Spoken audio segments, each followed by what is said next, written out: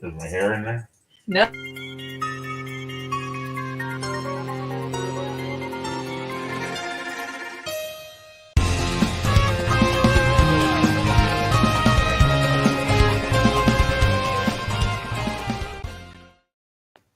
Do not adjust your set.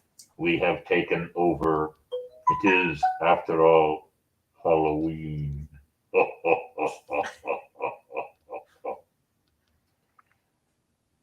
Looking at myself in the window there, it looks like that's not a bad look. I feel like Mission Impossible now. Look, it's Mayhem. All right. Happy Halloween one day early, and you are on the Captain's Quarters podcast. You'll notice I've kind of dressed down tonight. A pirate t-shirt because we're just going to have some fun and relax tonight. But welcome to the Captain's Quarters podcast. Episode 106, I believe it is. Am I right, Mr. Davey? Aye, Captain. So, a shot of rum. And tonight I'm drinking Bamboo. Good thing we're not doing this as a... There we go. Very good. All right. Cheers. One shot. Oh, that's good stuff. Didn't need that anyway. Oh, well. So, now you know why the rum's gone. Have one sip and I'm knocking stuff over already. What a great Halloween this is going to be. So, ladies and gentlemen, how do you find our show? Well, you go to YouTube. Use that QR code right there and watch for Captain's Quarters Podcast. Hit the like, hit the subscribe, hit the follow. That way you'll get that little bell and it'll ring off and you'll get an alarm every time and hear our show. Every Monday night at 8 p.m., Captain's Quarters Podcast. We can't do it without an audience. Well, we could, but it's not as much fun. So join us every Monday night. What's next on the agenda? Of course, it is 8 Bells, sponsored by the Riker family of reenactors, where we always like to honor those that have passed in the last week. And so, who do we have, Mr. Davey? We're going to start with, oh, really? Oh, man! Richard Arnold Roundtree. Shaft was an American actor and model who is best known for his portrayal of private detective John Shaft. What you talking about? 1971 I can't get that word right. Blaxploitation. And hit 4 sequels: Shaft's Big Score, Shaft in Africa, and in 2000, the sequel, its 2019 sequel, as well as the television series. He was also known for his features in several TV series, including Roots, Generations, Desperate Housewives. He was 81 years old. What a hero. Pardon me. And of course, many of you already have heard this one all over. Matthew Perry has passed on. He was only 54 years old, ladies and gentlemen. Everybody knows him as Chandler Bing from 1994 to 2004, 10 years. Won a Screen Actors Guild Award for Outstanding Performance by an Ensemble in a Comedy Series for the role. Perry was also appeared on Ally McBeal and received Primetime Emmy Award nominations for performances in West Wing and The Ron Clark Story. He was only 54 years old. All right.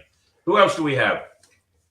No, another one? Yes, sir. Oh, man. My all-time favorite on the television show. What was the TV show called? Night Court. Thank you. I love Night Court because I was a big Harry Anderson fan who was a magician. Richard Mall, Charles Richard Mall, best known for playing Bull Shannon, the bailiff on Night Court, ladies and gentlemen, from 1984 to 1992, voicing Harvey Dent and Two-Face in the DC Animated Universe series of Batman. He was also a bad guy in a sci-fi movie, and for the life of me, I can't think of what movie it was. We don't have it here. Animated series and New Batman Adventures. He was 80 years old. Oh, that's a sad one too. Wow, some really good ones have gone this week. The next one is Adam Robert Johnson, an American professional ice hockey forward. He played 13 games in the National Hockey League with the Pittsburgh Penguins, who I have been told that Penguins are just cold chickens. That's a different story. during the 2018-19, 2019, and 20 seasons. And he also played in Europe with the Malmo Redhawks, the Asperger Panthers, and the Nottingham Panthers. Johnson died in 2023 after an on-ice collision in a cut to his neck from a skate. He was only 29 years old. That's a terrible way to go. All right. And who else do we have? Robert Bingo Smith, an American professional basketball player. He played for the San Diego Rockets, the Cleveland Cavaliers, and the San Diego Clippers. He was 77 years old. And Robert Thomas Walker, an American professional baseball pitcher. Walker pitched all or part of 6 seasons in Major League Baseball from 72 to 77. For the Expos, the Tigers, the Cardinals, and the Angels, he was 74 years old. And that should be it. Some really sad ones there. I hadn't caught up. We're going to talk about Spooktacular. It kept us really busy all weekend, so I really missed out on a couple. But, as always, 8 bells, please, Mr. Longwood.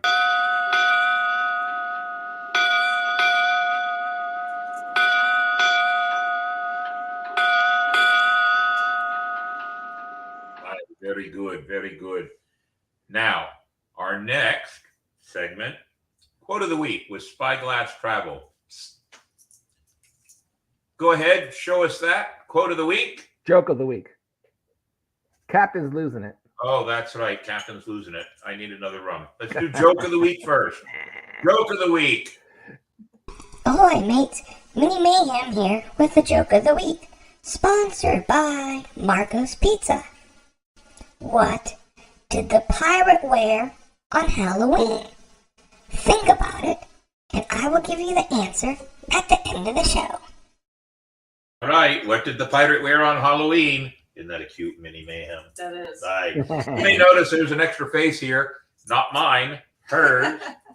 This here is my goodest friend, one of my most favorite of all tour guides in St. Augustine, although not tour guided anymore. Not. I wish I was. All right. Well, we might have to work on that. I guess. Right. But ladies and gentlemen, this is Morganne Lanni. Hello. Hi. Oh, that's great. There we go. Look, Like she it. can dance. Much better than in person. Actually, do you want to come back to do dance? No, to tour. Oh. Depends. What are we talking? Daytime tours? I do have a daytime job. Yeah, you do. Darn those jobs. They really get in the way. That's true. Yeah. Man, I was thinking you'd make a good pirate tour guide at the Pirate Museum. I probably could do it. You would. Yeah. You'd make a good one. That'd be great to have you on board. But you have one of those real pesky jobs where you have to, what is it, like 8 to 5? 8 to 5. 8 to 5? Yes. Yeah, she works for the city. Right. Code enforcement. Scary. Yeah, very That's scary. Spooky, actually. That actually gives her some power. That's even scarier. It is. That's- So we brought her in at this segment because as a tour guide, she also knows who Spyglass Travel is. So let's do the quote of the week, Mr. Davey. Quote of the week is sponsored by Spyglass Travel, which is Kevin Rose and our friends there. They are one of the top 10 walking tours of the entire country, believe it or not. If you want a good walking tour of St. Augustine, historical St. Augustine, call up Spyglass Travel. Highly recommend them. They are wonderful.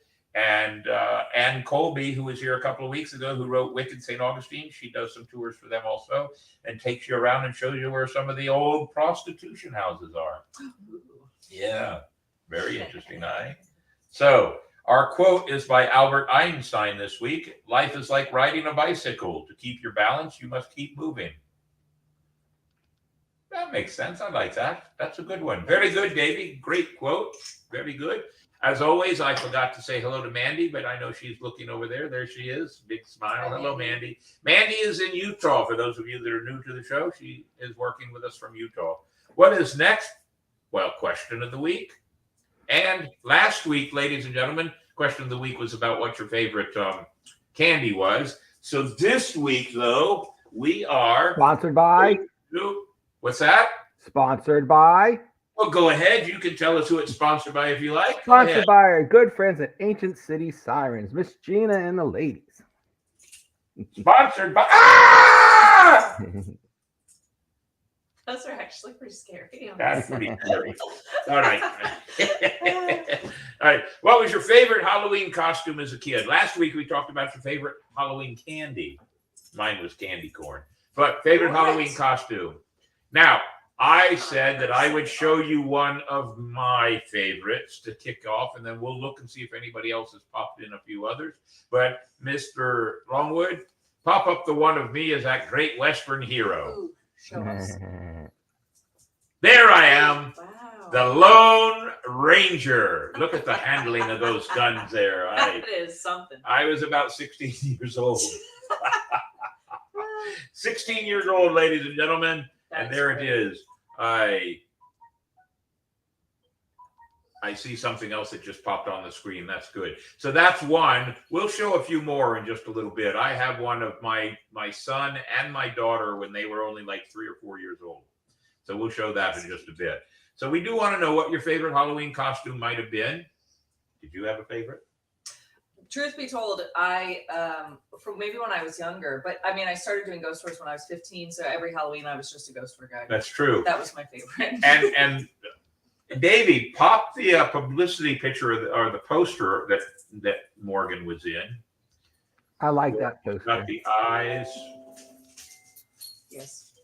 I only put them in for pictures. I'll have to find it. Oh, I see. Wow, keeps making... My son is saying he can't send a video that he made. You won't let him. So do you have the picture of her? You used it in the original banner page for her. Yes, in the original banner page. Show that off. How old were you when that picture was done? I was 24. No, I was 20. Yeah, I was 24. 24 when that picture was taken. That was before I had children. It's still everywhere in St. Augustine. It is. I know. Yeah, I It's mean, everywhere. you're a celebrity. Basically. Yeah. Basically, I will be here for autographs later.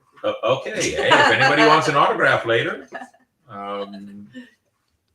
we'll think about it.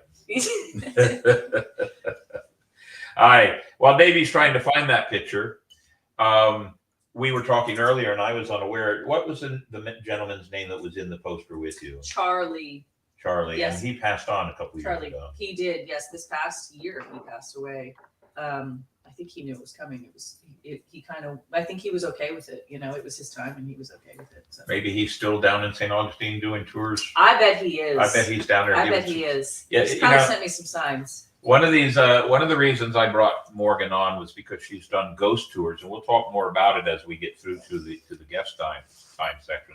But ghost tours in St. Augustine. St. Augustine's got to be one of the most haunted cities in the nation because of our age, mostly. But we're going to talk about some of those things. I'm going to share a ghost story I have with you.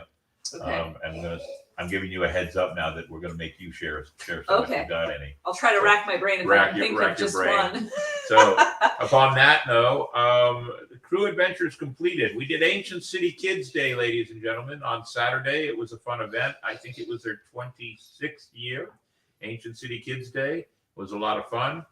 And there's some of the crew that was out there. There's Machete and Payton and Rob in the back who's working towards being the Dread Pirate Roberts. And there's old Mason,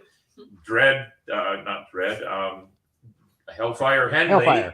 Hellfire Henley right there. And we had a game going on. We had Pirate Plinko, which the kids were winning prizes on. It was a lot of fun. And we did put up a tent because it was hot out there.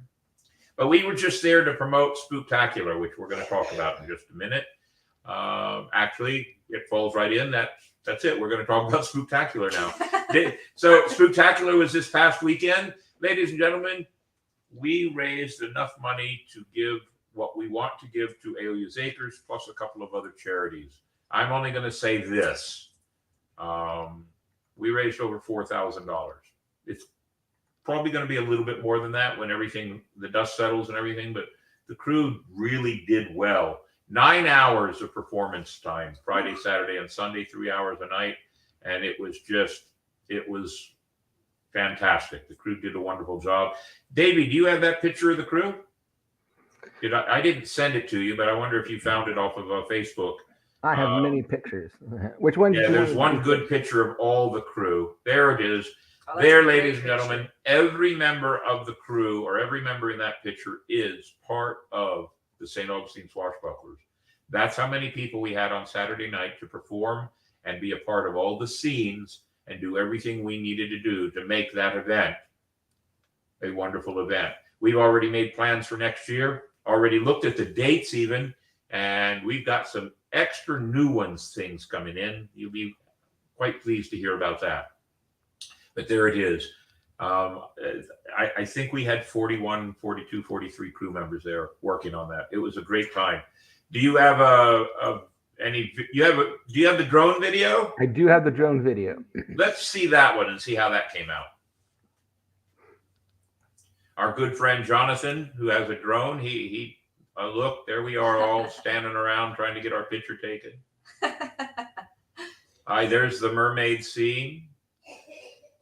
Let's see, Judy, Grace, and Kara were in the mermaid scene. There's our ship. Oh, that's so cool. There's Spider Monkey and Davey Bones. Oh, wait, what in the world was that? That was pretty ugly. There are the three horsemen carrying you off. There's our mermaids again.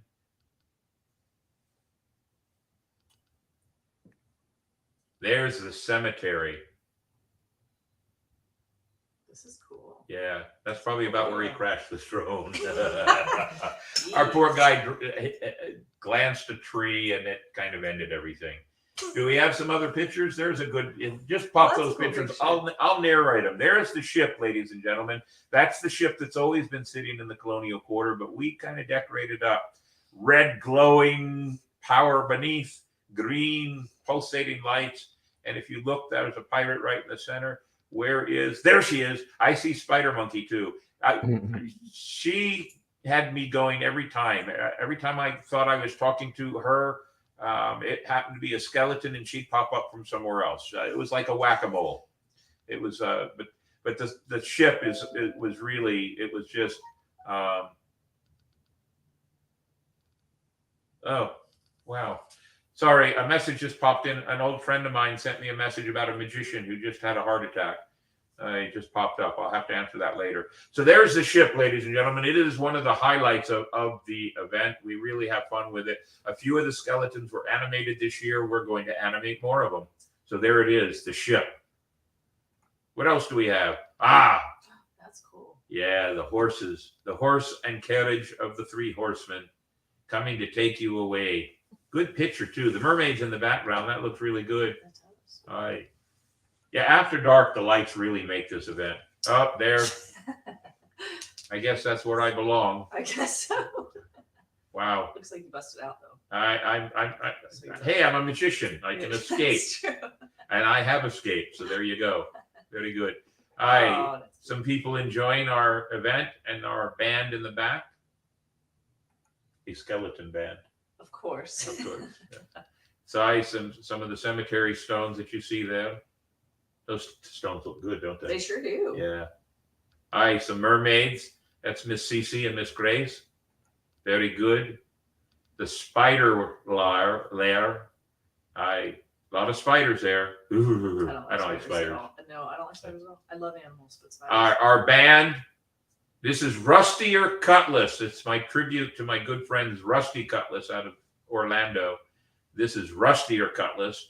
And my band is a 6-piece band. And if you look in the front, you see the pumpkins there in the front. Mm-hmm. I don't know what song they were singing, but they sing. Oh, wow. Yeah. That's cool. Thunderstruck was one of the songs. Of course. Thunderstruck. Michael Jackson's Thriller. I was going to say that. Monster Mash. There, of course. Yeah. Classic. Classic. I should have done a video of them singing. I didn't do it. Oh, well. So there we are, all trying to get it. That's an actual drone picture there. The picture before was done by Wayne Fusco, I think. No, Gary Lavelle. Gary Lavelle did the picture. Pardon me. This picture was done by the drone, so the drone was a little higher up, and we're all shaking our fists. What's that? Before it met its demise. Yeah. That's a great picture. Look at that. Wow. Look at me. 'Tis the season. Yeah, that pumpkin looks better than me. There's the ship again, and it's at dusk time now. But look in the background. This was the best part. If you look, that requires another shot of rum. If you look just under the line of the ship, that's the moon. And we were getting some really great pictures of the moon coming up in the background of the ship. So cool. It really came out well. So very good picture there, Davey. What else do we have? Anything else? That was pretty much it. And then we've got some of your, you and Kara. I can tell you what year that is. That's 19. That's 2006. I was a guest performer at the Stardust Casino that Halloween as a vampire magician. I believe that's what we were doing. No, that might have been a little bit before that. That might have been the year before. But that was 2005 or 2006, I believe, that we went and were vampires in Las Vegas. That's awesome. Yeah, so that's 18 years ago. It's amazing it's that long ago. That is my son. Oh. That and is he on watching us right now? Is he on? I think so, yes, yeah. He is. That is my son in his Batman outfit, and I believe he was about 3 years old when that picture was done. So, yeah, he was adorable as a kid, as a little boy. Oh, look.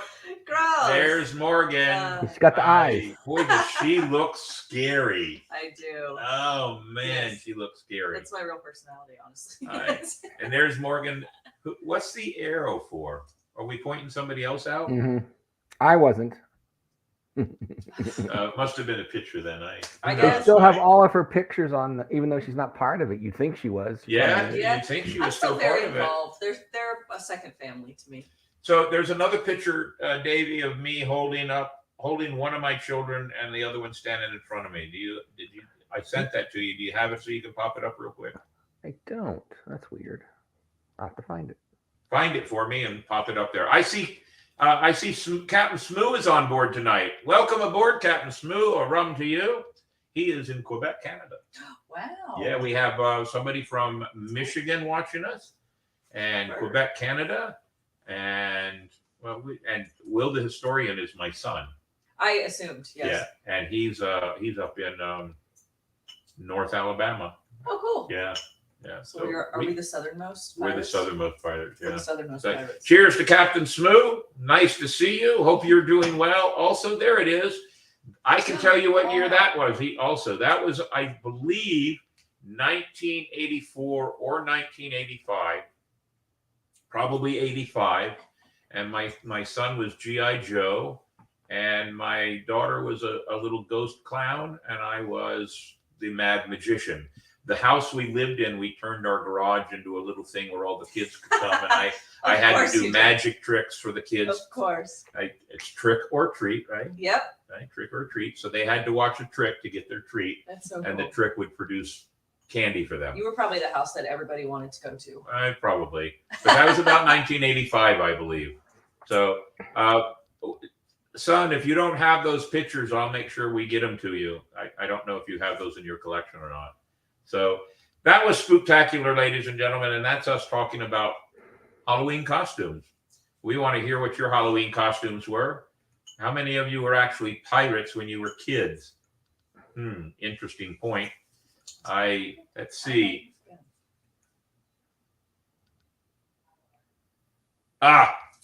So I'm going to butcher the French, but Captain Smoo just put. Can you put that post up there? Son, I'm going to butcher. I'm not even going to try it. I don't speak French. Well, I do speak French. French toast, French fries. That's very true. I do that. But Bouvons, I know that word, I believe. So I believe that he's wishing us well, and congratulations to our podcast group. So, yes, that's me. Who's me? That's Miss Kara. Yes, we know. That's you. Playing a mermaid or a vampiress. I can't get away from either one of you.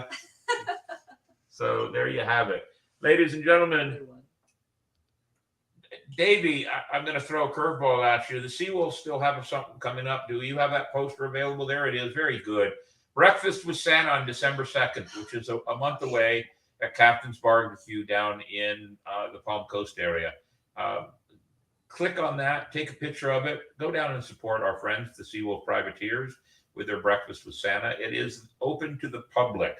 They have a couple of other events going on, but they're closed, only private. All the things that they do are for fostering and foster children. So it's a big thing there. There's a QR code there. Take a picture of it. Take that QR code. Go down and have breakfast with Santa and enjoy yourselves. Crew adventures on the horizon. This weekend, our quartermaster is getting married to our spider monkey, Miss Jean. And that's this Friday and Saturday, all kinds of festivities. And then if you look, this weekend is also the Cedar Key Pirate Festival, which many of us were going to go to, but then this wedding popped up, so we're not going, but we may all go next year. So the Cedar Key Pirate Festival, 3, 4, and 5. They have not sent me any information, so I can't tell you anything about it. I've sent some emails over, but I haven't heard anything about it. So all I can tell you is Cedar Key Pirate Festival, Friday, Saturday, and Sunday. And that's all I know for now. Go on Facebook and look it up if you like. Pirates on the Edge in Edgewater, Florida, next Saturday, the 11th. Podcast Crew Holiday Kickoff Party on November 13th, which is a Monday night. We'll also be giving away our charity checks that night. November 18th, Blackbeard's Ball. That's a Saturday night. And ladies and gentlemen, being Santa Claus is going to keep me from doing that. And then there's a winter holiday gala put on by the Ancient City Sirens. I do not know the particulars of that. And there's the pancake breakfast. So ladies and gentlemen, the Seawolf Privateers, Miss Gina and the Ancient City Sirens, and the St. Augustine Swashbucklers, along with the podcast and W Mayhem Productions, all try to work hand in hand to let everybody know about the things we're doing for charity. Upon that note, T-shirt. What's that? T-shirt. Good idea. Hand me that thing right there. All right. Ladies and gentlemen, we have a few of these left. Bright orange T-shirts. Pumpkin colored, actually. I was just going to say that. Yes, pumpkin colored. And on the back of the T-shirt is St. Augustine Swashbucklers Spooktacular. And there's a couple of our sponsors, our 4 major sponsors for the weekend. If you'd like to get one of these shirts, ladies and gentlemen, we have a few of them left. Here's the deal I'll make. If you're local, $15. If you're not local and I have to mail it, still $15. I'll cover the mailing. If you'd like to do something to support us, we have about 30 of these shirts left. We'd love to go ahead and sell them off. And that money goes into the charity account of what we're doing. And this year's charity for the Spooktacular was Alia's Acres, which is a no-kill animal rescue. So we're working with them. Also, I will give this much information. A portion of the money that we raise this weekend goes to the Pirate Museum, and the Pirate Museum is going to be donating it all the way over to the Sheriff's Department. They have a new project they're working on. I'm not going to give anything more away about that because the sheriff will be on the show in about 2 or 3 weeks. And so we're going to have him tell us about that project. And I think we're going to make a little bit of an extra surprise gesture to that project for him. Cool. So we want everybody to watch that show. But if you want one of our shirts, send me a message or send us a message on Facebook and we'll take care of getting it to you. You never know. Orange T-shirts could come in fashion again one of these days. Hey, it's either Halloween or jail time. Hi. Both scary. Yes, very scary. Both of them. Hi. So let's see. What else do we have? History of Halloween. You got that video? Go ahead. History of Halloween, ladies and gentlemen.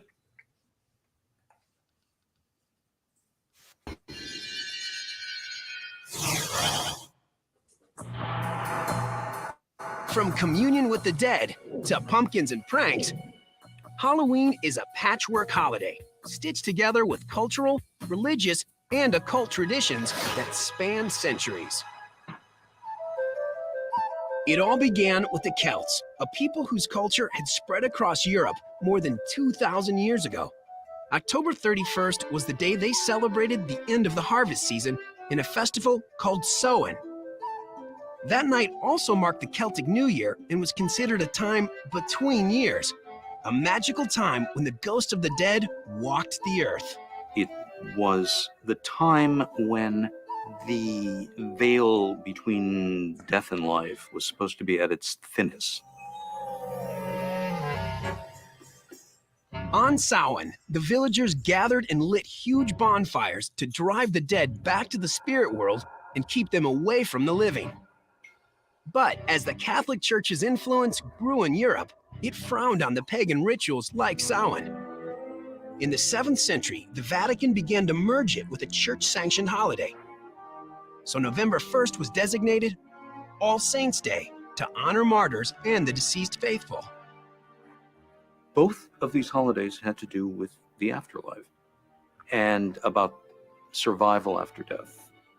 It was a calculated move on the part of the church to bring more people into the fold. All Saints' Day was known then as Hallowmas.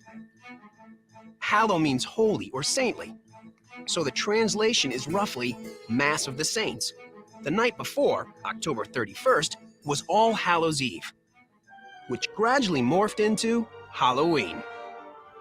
The holiday came to America with the wave of Irish immigrants during the potato famine of the 1840s. They brought several of their holiday customs with them, including bobbing for apples and playing tricks on neighbors, like removing gates from the front of houses. The young pranksters wore masks so they wouldn't be recognized. But over the years, the tradition of harmless tricks grew into outright vandalism. Back in the 1930s, it really became a dangerous holiday. I mean, there was such hooliganism and vandalism. Trick-or-treating was originally an extortion deal. Give us candy or we'll trash your house. Storekeepers and neighbors began giving treats or bribes to stop the tricks, and children were encouraged to travel door to door for treats as an alternative to troublemaking. By the late 30s, trick-or-treat became the holiday greeting.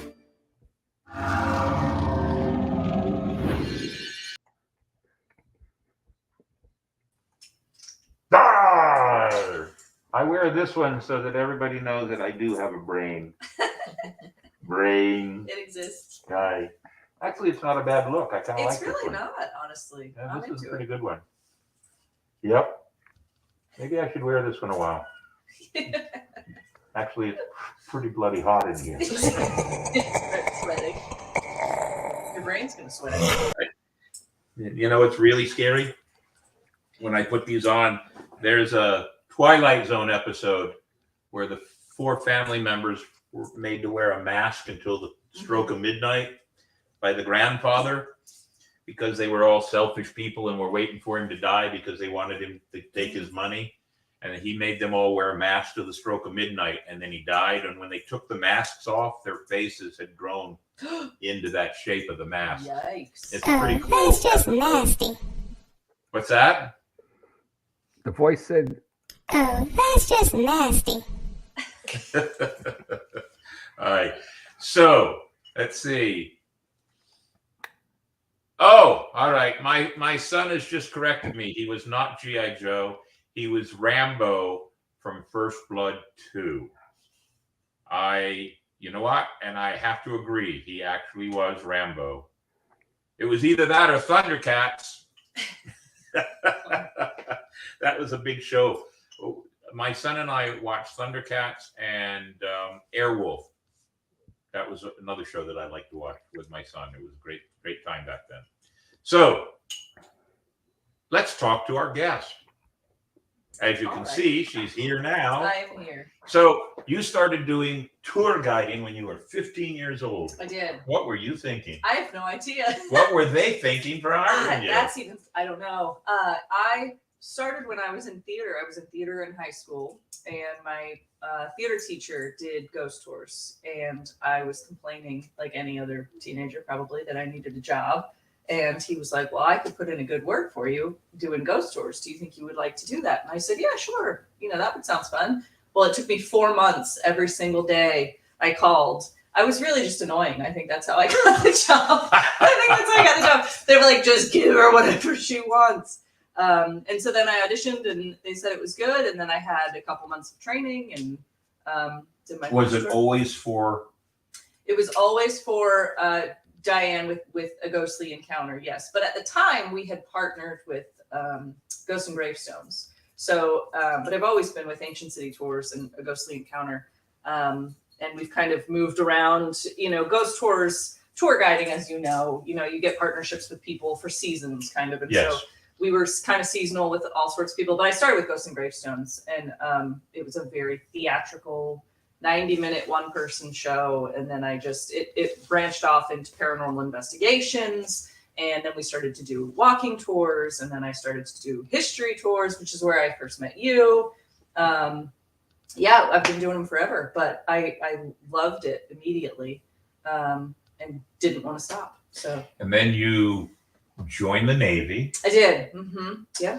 And did a little world traveling. I did. Yep. Had a few life experiences. I did. That's but good. You're back home. Yeah. I'm not gonna dredge those things up. But you've come back home.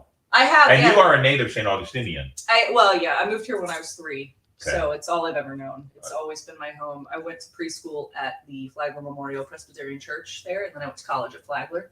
So I always tell people it took me a long time to get across the street because I. What did you study at Flagler? Theater. Really? Yep, theater arts. It was cool. It was really fun.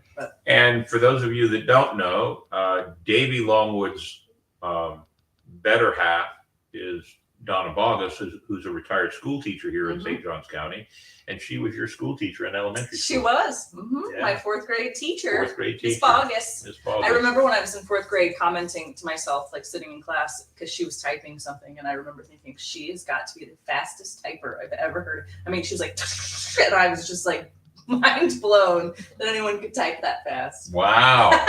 There's I don't know if she actually types fast or not, but she might not have actually been typing it. Was just she may have been faking it. Now that I know her, she may have. Yeah. Just to now that I know her, she may have too. Yeah. But I remember thinking that. God, she's such a fast typer. That's insane. So do you have I always ask when we talk about things with the guests, do you have a favorite encounter with a tourist? Something that pops in your head automatically? I mean, there's so many of them, and there's so many. And you also, when you were doing tour guiding, you were also dragging the school groups around too. Yes. One of my favorite school groups to this day was one, I don't know what, that it was a class of kids with all kinds of behavior issues. Like it was, it was like the kids that kept getting in trouble. So they put them all, and I was their tour guide. And that was my favorite group that I have ever had. They were the most down to earth kids. It was so funny, but we went to the bathroom and this man came out. I had my whole group. We were all standing outside the bathroom, and this man came out of the bathroom, and they reached into their pockets and they pulled out those poppers, that you throw on the ground, and he threw them at the guy's feet, and the guy started to dance, and the kid said, "Welcome to the underworld." And I just remember being like, this is my favorite thing I've ever done.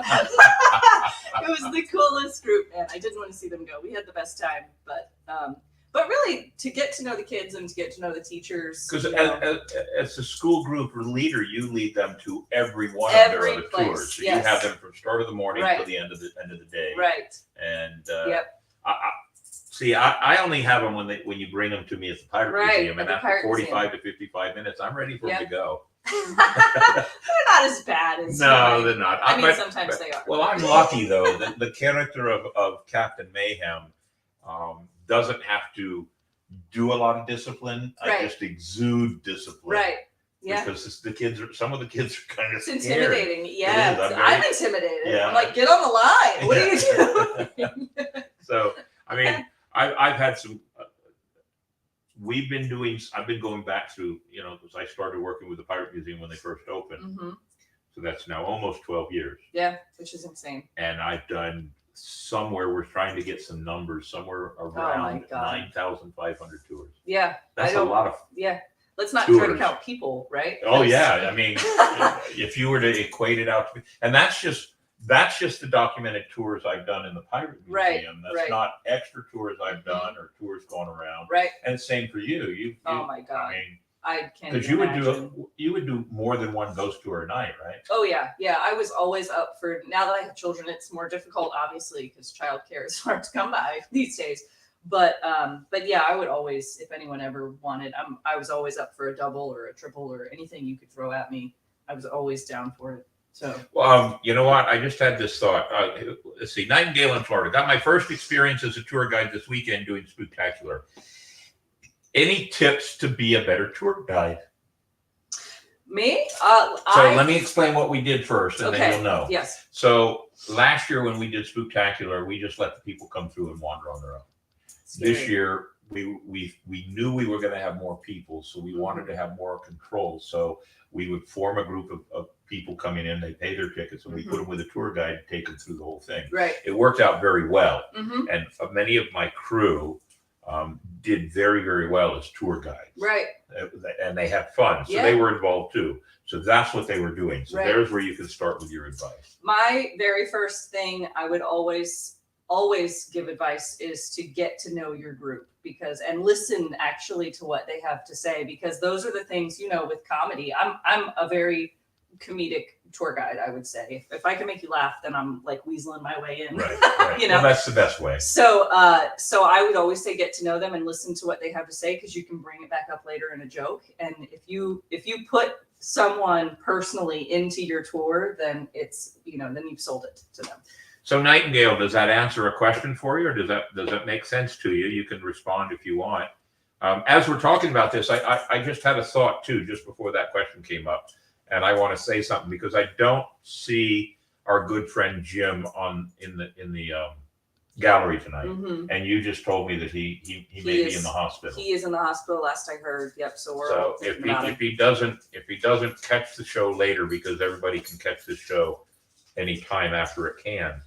If you catch the show, or your family catches the show, we wish you well, and we hope things are going well for you, and that fast healing. And I know he doesn't drink, but we'll say a cheer to him, to our good friend Jim. He's always been on the show, and Nightingale says that. Thank you for that very much. Well, you're welcome. So, do you have any spooky encounters? Maybe real ghosts? Yes. So let me start by saying, when I first started giving ghost tours, remember I started from a theater perspective. Right. I didn't start as I believe in ghosts and I think this is cool. I started as, this is a 90-minute one-person show, and this is going to be a theatrical thing. So when I started giving ghost tours, I didn't not believe in ghosts, but nothing had ever happened to me to make me believe that it was actually real. But today, there is not a doubt in my mind. And it is only because of things that happened to me on those tours. And it had to happen to me personally, so that I tried to recreate it or tried to figure it out logically and couldn't come to a logical conclusion. There's a Sherlock Holmes quote that I heard, and I may not get it exactly right, but basically it says, when you're trying to figure something out and you consider all of the possibilities, once you've ruled all of those out, the only thing left, no matter how improbable, is an impossibility. And that is exactly how I came to believe in ghosts. It was like, well, the door slammed. So I'm like, well, obviously the air conditioning is on. And they're like, no, the AC's off. I'm like, well, the window's open. I'm like, no, the windows don't open. I'm like, well, somebody's back there. And they're like, we're the only ones in the room. That's how it kind of progressed. In both, I'm a magician. Yeah. I've been a magician, professional magician, since I was 16. All that kind of stuff I can do. Right. I mean, it's what Harry Houdini did the last 6, 8, 9 years of his life, was to debunk that kind of stuff, because he didn't believe in it at all, and I don't, or didn't. I didn't. I've had 2 encounters that I'll share as we're talking. But as a magician, I've always been healthy in my skepticism of things. Right. Me too. Absolutely. But there are things that start to happen, and then you go, Yep. when you eliminate all the possibilities, Mm-hmm. Even the most improbable possibility is the only one left. If that has to be it. That has to be it. Yeah, Right. absolutely. Yeah. So I'll start. I'll tell you Okay. an encounter I had on St. George Street. Okay. The best time to always be on St. George Street is when it's late at night and the Yes. fog has rolled in. Yes. Have you been on the streets when it's happened? Absolutely. Oh, it's not only pretty and gorgeous, Mhm. but it's spooky It is and spooky. eerie, and Chilly. there's an air about There the is. entire street. And so I was walking down, and this was before I started working at the Pirate Museum, before the Pirate Museum was even open. Wow. I guess I'd left the taberna, and it was late at night, and of course back then some of us pirates drank a lot more. Of course. We all And I do. come out of the taberna, and I'm heading down St. George Street towards the city gates. Mhm. And in the distance through the fog, I see somebody that's dressed. And Right. it wasn't necessarily pirate, it was more colonial. And there had been some colonial reenactors in the Right. taberna that night. And I thought, hey, I hollered out and didn't get any reaction. And I said, well I'll meet you at O'Malley's, Mhm. because O'Malley's was still open that late. Mhm. And so you know where the left-hand turn off St. George Street, as you're going towards the city gates, the left-hand turn just before the chocolate store. Yes. Because the next left-hand turn takes you Right. where the Talamata Lane. yes. Mhm. Okay. So he makes a turn. No, it's two left-hand turns. It's where all the stores were. Oh, okay. The photo shop. Yes. And Okay. couple and the guy that does the Oriental jewelry and everything. Right. So that shop, that lane. There's no place anybody can go once No. they turn down that until they get to the end, and then they're off. Right. And I probably was 10 paces behind him. Yeah. And when he turned, I picked up my pace, and I got down there. The person, unless that person had run and I Yeah. would have heard it, Right. there was nobody there. Yeah. Nobody. And I went, I think I just saw a ghost. Yeah. And I mean, it was in the fog. It was as plain It's yeah. as the fog would When you allow know, it you to know. be. But it was like, Yep. That's so cool. and it was cool. It really was. Yeah. And it didn't scare me. It gave me some Yeah. hair raising. And I went all the way down and then over to O'Malley's, thinking, okay, if it was, Right. they'd be there. Right. No, in fact, there was hardly anybody at O'Malley's, and there was nobody of that description. Yeah. So I didn't see that person ever again. I have So no idea cool. who it was or what it was related to. Right. So there's the first one. You start. You give me one. Okay. Oh my gosh, there's so many. How do I even choose? So when we started, one of my favorite, the first time that I ever was like, oh my God, this might be real, was when it was actually inside the Spanish Military Hospital Museum. And we had brought two groups. It was the first time that we had ever brought two groups in at the same time and then switched them around. And anyway, we were waiting for someone. They had an EMF meter, and he went to step out of the wardroom. What was the wardroom back then? I think they've rearranged now, but went to step out, and he stopped right before he left the doorframe because it was like his last few seconds to investigate or something. And it was him, and there was one other woman that was not in his party behind him. And he stopped, and I was holding the door for him, and the top half of his body, he fell to the ground. It looked like someone had pushed the heck out of him, and he, fell to the ground. And I just kind of stood there and was like, he must have tripped, and I picked him up, and he got right up because, embarrassment always comes, first before being scared. So he jumped right up, and he turned around to the lady behind him, and he got right in her face, and he said, "Sorry, I didn't know I was walking so slow." And she was like, "What are you talking about?" He was like, "You obviously just pushed me." And she was like, "I don't even know you. I didn't push you." And he looked at me for confirmation, and I was like, "Nobody touched you." And he was like, "Okay." I'm freaked out, and walked away. But Wow. it was one of the more, and it was like, he did not expect it. It's like if you sucker punch somebody in the stomach, they're not expecting it. They're like, ugh, Another thing in the Spanish military hospital, talking about someone in colonial dress, but it was a Spanish soldier. There was a man who came on my tour who said that he was standing in the back, and he got there and he was kind of leaning up against a bookcase. And he said he felt somebody behind him, and he turned around and there was a tour guide behind him in costume. And he was like, "Oh, I'm so sorry. I didn't mean to stand in your way." And he moved over. Well, we get to the next stop and he comes up to me and he's like, "Hey, where's the other tour guide?" And I was like, "What other tour guide?" And he said, "The other tour guide that was in the hospital." And I was like, "There was no other tour guide in the hospital." And he was like, "Yes, there was. There was a man in a colonial outfit standing right behind me." And I was like, I don't know any other tour guide that's on this tour. So Wow. There was lots of things like that happened. God, I could go on forever with things that have happened. But. Well, and we're the night before Halloween, so this is one of the things I was hoping we would talk about. I'm going to tell you a really eerie one. Okay. And this happened when I was in the military.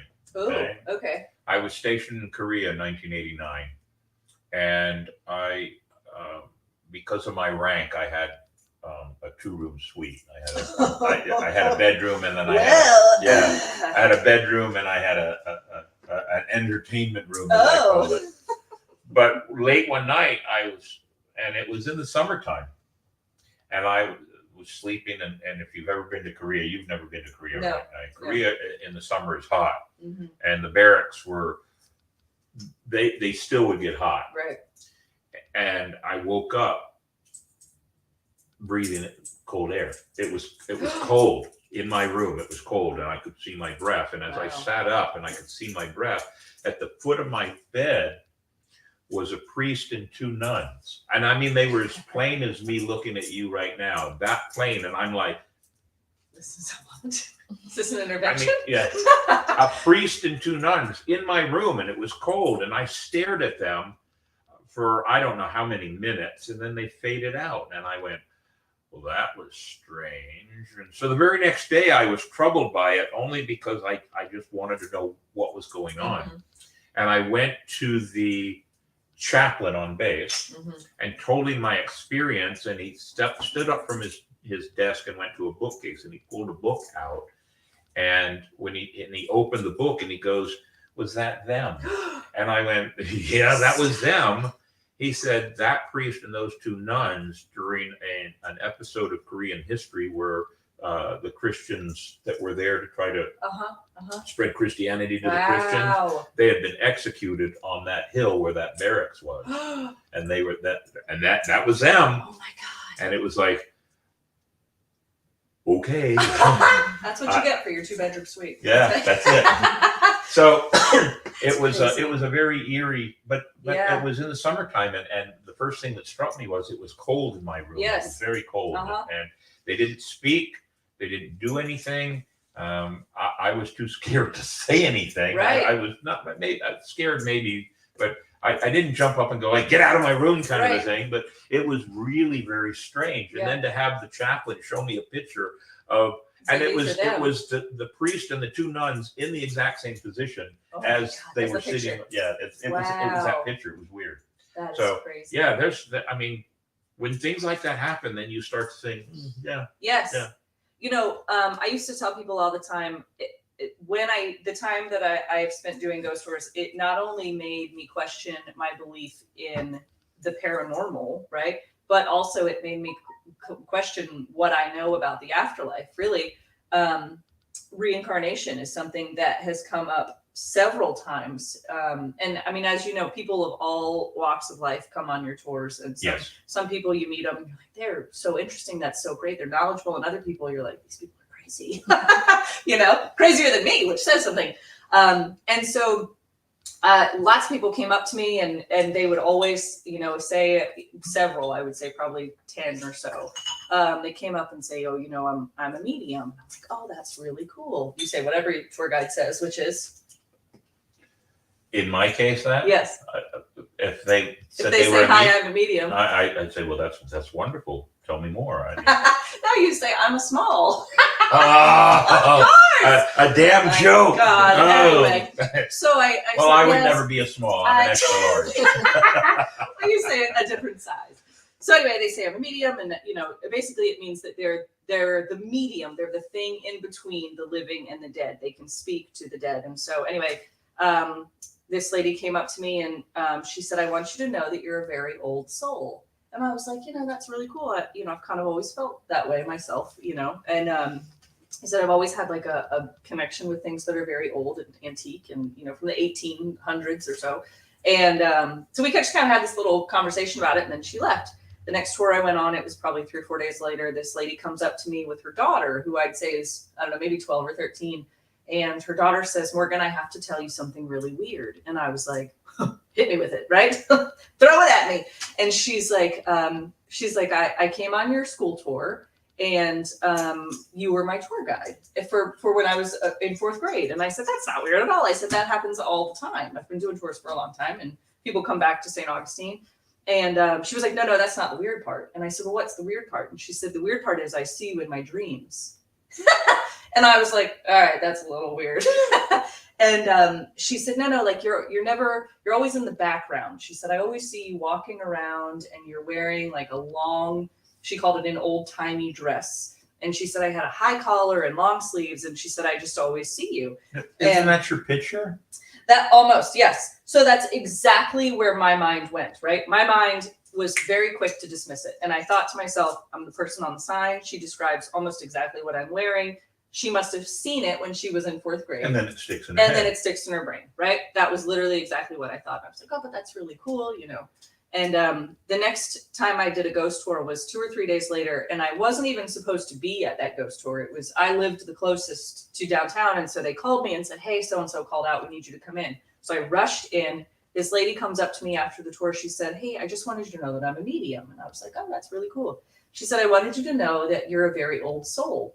And I was like, "Oh my gosh, it's so weird. Somebody just told me that a couple of days ago." And she said, "Yep." And she paused and kind of looked around, and I was like, waiting for her to say something. And she said, "They're telling me that you've met someone from your previous life before." And I said, "Really?" And she said, "Mm-hmm." And then she paused and she goes, "Oh, okay. She sees you in her dreams, right?" And I was like, Wow. "What?" I was like, "What do you mean?" And she said, "Yeah, they're telling me that you guys were sisters." And I was like, there is no way that things like that would happen that would just like floor me, that I'm like, there is no way that you would know that at all. See, as a magician, I've it's watched insane. people on television, and there are some people that on TV, and I'm not going to use any names, but they'll start talking to the audience, and Right. and we call that in the business, in the Mhm. magic world, it's called cold reading. Mm-hmm. All right, and if you're attuned to paying attention to things, and I've done some of it before, where somebody comes up and I start talking to them, and then I may make a comment about what month they were born, or what sign they are, Right. or what their favorite color is. Yeah. All these little bits and pieces, or hell, you could even go as far as their favorite, what they like as far as sports is concerned, or whatever else. Yeah. All these things are easy to do, Right. because people don't realize that they wear bracelets and jewelry that Uh-huh. give that stuff away, or they wear a T-shirt, Right. or whatever. Mm-hmm. And so that's part of cold reading, is just Right. to be observant to that person. And there are some of the religious icons that do the same thing. Right. They cold read. Mm-hmm. And you're going to be healed, and it's so that has always been part of my skepticism, Right. because I also How it works. well, I know how it works, Right. but I also had a part of magic back in the 1800s Mm-hmm. was the medicine show, Right. and the medicine show was them bringing this concoction in bottles and selling it to everybody that didn't have any value whatsoever, other than the fact it was laudanum or Right. cocaine, liquid Yes. cocaine. But they would tell you that it would, grow hair back and make you virile and all these. Mm-hmm. But every medicine show had an entertainment. They had a gypsy dancer, or a seance, or a magician. It was a form of traveling entertainment. So all of those things are interesting. Yeah. But then once in a while you run into somebody Yes. that actually really floors you, and there's Yes. no way they would know in the There's no case way. of you. Right. There's no way that woman knew about that little girl that told you about the dreams. Right. There's And, no way. and so it's I've had a few people do it to me Right. at It times, and catches it's you like off guard. it does catch you off Mhm. guard because it tells you that there's something else Yes. out there, and it's really tough. And we try very hard not to make this show lean politically in any way Right. or religiously in any way. So Mhm. this is going to be a general statement. Mhm. And maybe not too general because it's going to be about me. I was raised a Lutheran, hmm which I always like to tell everybody, and I've used the joke before when you brought some of the church schools to me and Yes. their Lutheran schools. Yes. I always tell everybody that Lutherans are nothing more than rebellious Catholics, which actually historically is true. But I was raised in the church, and I still have a belief hmm in the religious things. My belief as an adult is different than when I was a child. hmm But if you were a staunch religious believer, Mhm. these things are not possible. Right. Right. But as you become older, you open up a little bit, and it's Right. like, yeah, it is possible. can be. It can. I've seen, and being a magician and being skeptical, I've seen some of the strangest things in the world. Yeah. That to most is like, and I've seen fakers too. Of A lot course. of Yes. fakers. Yes. A lot of fakers. So it really does give you a different. It does. It A makes you different think. perspective. It makes you Absolutely. think. Yeah. When I first started doing paranormal investigations, first of all, you go in and you feel like a crazy person, because if you think about really what happens during a paranormal investigation, you go into a room, you turn all the lights off, you turn all the power off, and then you sit there by yourself and you start talking to the walls. Right? And then the first time I did it, I thought to myself, like, this is it. I've really lost it. I've lost all my marbles. But the more that you do it, it's like you get more comfortable, and then the spirits that are there will get more comfortable with you. You start to get some kind of almost a relationship with these people. In the Spanish military hospital, there was lots of Spanish soldiers, and a lot of them were 15 to 17 years old that are supposed to be in that building, and it was almost like I got to know them. I would go in and say, "Good morning, boys," and and then at the end of the night, they would open the door for me as I would leave. They would open the door. I would hear footsteps following behind me. Not like I was being chased, just like I was being followed, but it makes you walk. Well, A St. little Augustine's faster. 450 by math. I'm not going to do my math quick enough, but 400 between 450 460, right? Right. Yeah. Yep. Oldest continually inhabited city in the nation. Right. I used to say on my ghost tours, people have been living here longer than anywhere else in the United States, which means people have also been dying here longer Yeah. for anywhere else, than anywhere else. So I mean, there's a ton of history. I always try to find the ones that you don't read about in the books. The little. Right. I'm sure you understand with pirates. Well, I started collecting some of the. I didn't realize there were so many books on ghosts and hauntings. Oh and my God, everything there's here. a million. Uh, Yeah. Anybody that thinks they know anything has written a book, and I've Yeah. started collecting them because I'm gonna. I've read a fair amount of them. I've got an idea for a project in mind that I'm going to try to bring all of Yeah. them together in one room Yeah. and have That would be do really something really cool. cool. Yeah. I've But, read. I mean, so I'll tell many you, of them.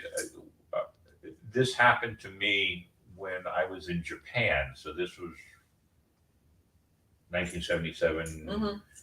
I was still in the barracks too. So it's 77 to 78, 79, Mhm. 78. As a magician, I could do the spoon bending and the key Oh, right, bending, the psychic things. Yeah. But it was magic. Mhm. I couldn't bend spoons. Right. But I got a phone call from my mom in the barracks, long distance. And when my mom calls from Florida to Japan, I know there's something wrong. Happening. Right. And my mom called me, and it was early in her morning, late in my night. And she said, "Were you doing magic tonight?" And I said, "Yeah, I was down at the bars, the Japanese bars, Mhm. doing magic." Because the Japanese people love me doing magic. Some Right. gaijin doing card tricks and whatever else. And she said, "Were you doing any psychic tricks?" And I said, "Yes." And she said, "Okay, I just want to let you know that Dad, my car, my parents still have my car. Dad needed to move your car today, and when he went to get your keys, he couldn't move your car. We have to go have a new key made because the key for your car ignition was bent." And I went, "Really?" And she said, "Yeah, what were you doing?" And I told her, and in my teenage, yeah, Oh it was my weird. God. And in my teenage years, I used to have some dreams. Right. Some of the dreams I shared with my mom. My dad wasn't so open. Right. He changed along the way, but my mom was like kind of open to it. And I had these dreams that I would tell her certain things, and certain things in my dreams would come true, and it was weird. That is so cool. So, but my mom always said, it's just because you my mom said, it's because you're a weird kid.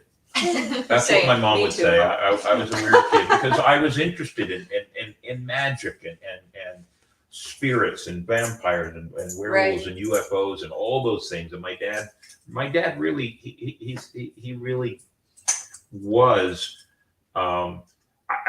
he was more supportive than I thought he was when I was a kid. He tried to change my direction.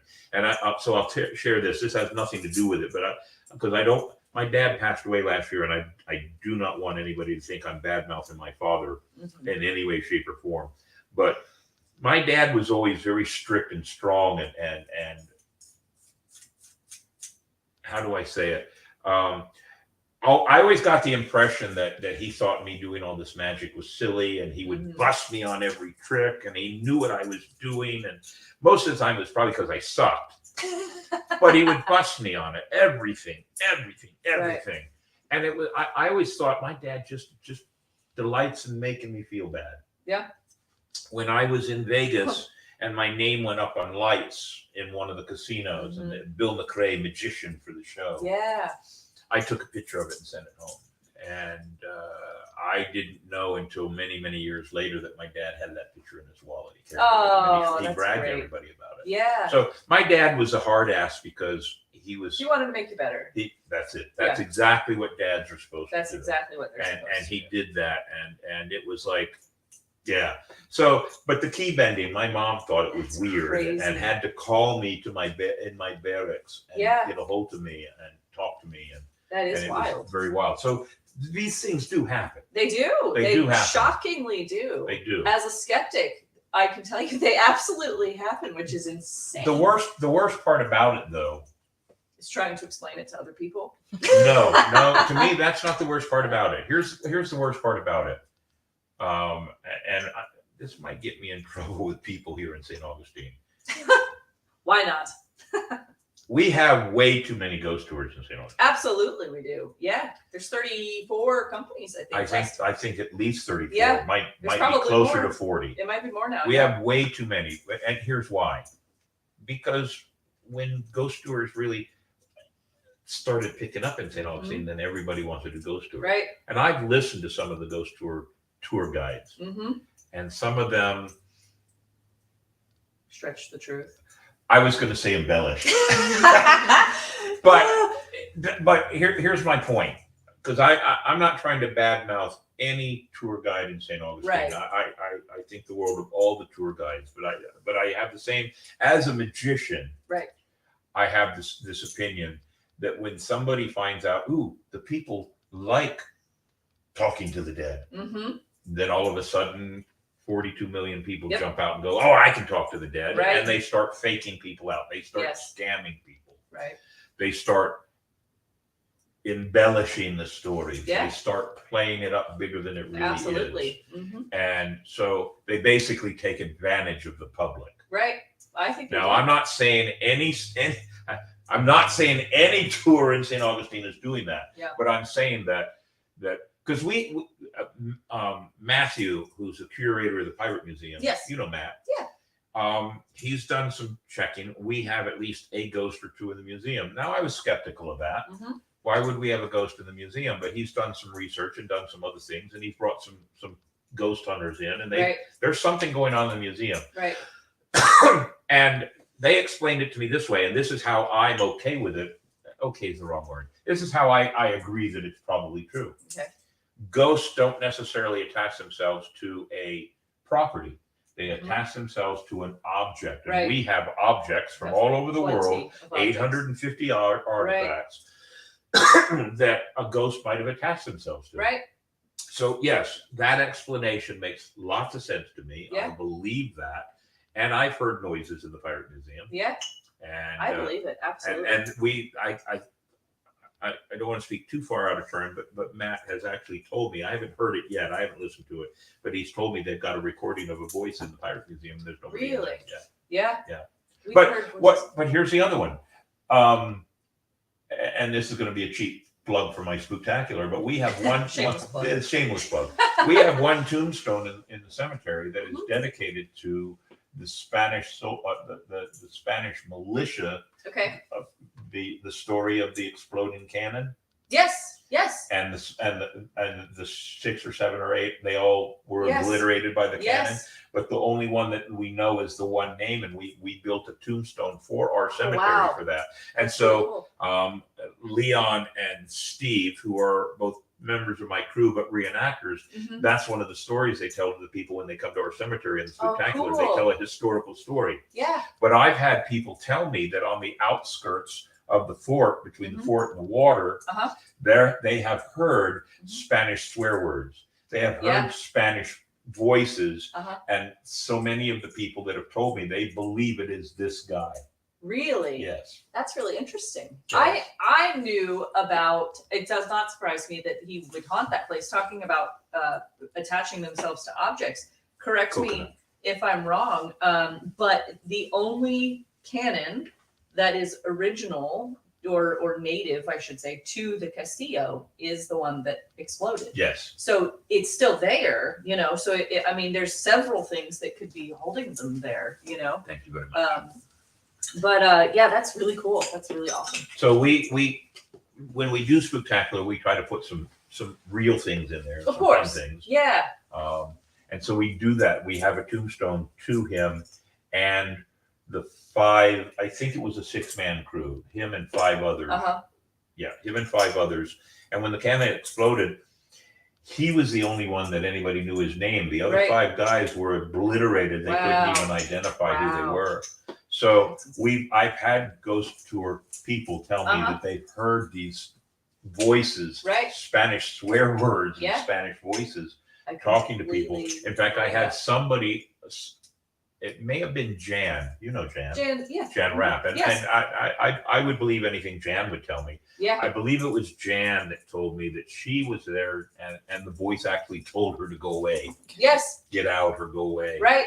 So we're in a town that's full of the possibilities. Absolutely. And being a skeptic and a magician, I still believe that there's things going on here. I think there absolutely is. I Yes. think there is. I think there's sometimes that, you know, I always tell people on my tours, you know, if you've come on this ghost tour, you know, bottom line is you're here because you want to have a good time. I mean, that's, you know, that's why everyone goes on the ghost tours, and that's totally fine.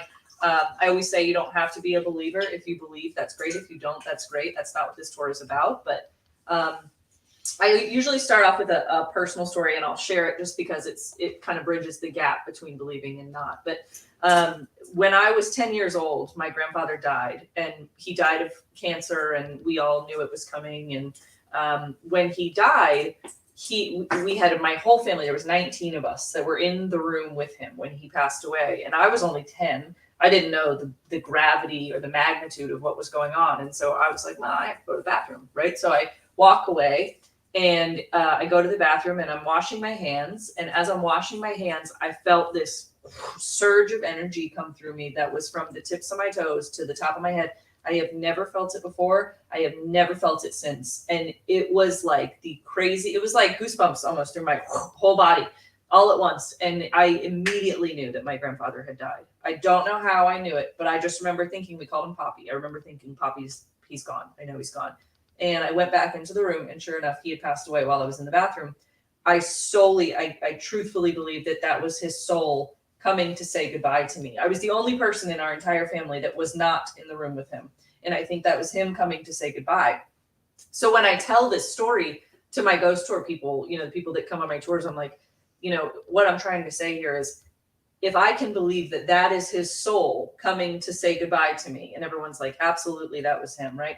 Then what is the difference between that and a ghost, really? There isn't a difference. A manifestation of energy, and that's exactly what that was a manifestation of energy. I happen to personally know the manifestation of energy, but it's just kind of interesting when you think, it's almost like the closer to home that it gets, the more apt people are to believe it. Like people say all the time, I smell my grandmother's perfume in the chair that she used to like to sit in, and I know it's her spirit saying hello, But if you tell them, oh, people smell cigar smoke at the lighthouse, they're like, oh, that's crazy, I'm like, what is that? So I'll get this story wrong, and it's not much of a story. It's more of the same thing. Cigar smoke, smells. I know people, and my wife is one of them. She'll see butterflies at particular times and believe that's her mom. Yeah, I absolutely believe. I loved her mom. Her mom was a hoot, and if that's what makes. So here's how I look at it. If that is the idea that gives you, what's the word I want to use here? Satisfaction is not the word. Comfort. There's the word. Yes. If that's the thing that gives you comfort, right, in the loss of your loved one, who's to say it's wrong? Exactly. Yeah. Who's to say that it's not right, and who's to say that you're not experiencing it? Right. Because you may be the only one. Let's take cigar smoke, for example. You may be the only one smelling the cigar smoke, and everybody else standing around you will not smell it at all. Yeah. So who's to say that it's not true? Yeah. And it's not right. It does take away the fun. The funny part to me, and this again goes to being a magician. Of course.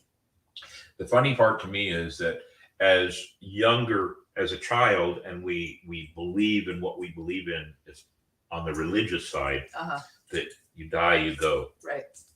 Either up or down. But then these things happen that lead you to think, maybe that's not quite true. Maybe not. Maybe there is I'm something coming back else. to haunt everybody. I'm telling you. I'm gonna come back. I'm going to say it here on show. I've already gotten. Pat Croce has allowed Mike and Jeff to run the Pirate Museum, and the last time Mike was here, I was joking with him. And I said, when I go, I think that one of the portraits I have in my pirate room of Captain Mayhem needs to be put in the museum. And he said, absolutely, we're going to put you in the museum. My God, that'd be great. So if they do that, I'm going to haunt the museum. Oh my God, they can replace Blackbeard's head with yours. They could. They could put me in there. You could haunt the museum. I could haunt the museum. I mean, what better place? I need a place. I need a place. You need a place to stay. I need a place to stay. And I'll take care. See, look. There you are. There I am. Spirits and spirits. All right. So yeah, the whole concept of these ghost tours really is entertainment, but there are things behind it. So so let me stereotype. Let me segue Let's that. do it. Let me stereotype that. Let me segue that into this. You've seen some pretty cool pictures too, right? Very cool pictures. Yes, I have a whole album on my phone titled Ghosties. Really? It's just nothing but ghost pictures. Now, are all of them orbs, or do you have any that show some figures? I'll absolutely have some that show figures. Yeah, You'll have to share. Jan gave me one actually. Yeah, yeah. You'll have to share some of those because absolutely, I would love to. I think we're going to have to do another episode of this for Ghosts in St. Augustine. I think we should. And you've been a wonderful conversationalist with this, so I think you're going to have to come back and we'll share. I'll have to if the rum is here only. The rum is well.